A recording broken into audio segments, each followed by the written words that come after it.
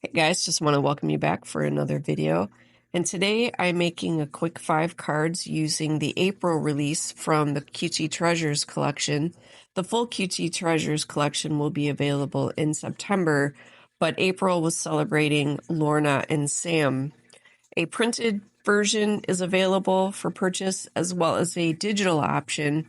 And if you are also interested, there are ephemera packs available as well. So all the links will be down in the description box below for Dawn, all of her websites, as well as all the links to the gals on the design team. So definitely go check them out. So many fun things have been getting made. And like I said, all that will be in the description. You can visit www.shinysilvertreasures.com if you want to go take a look and see what is available.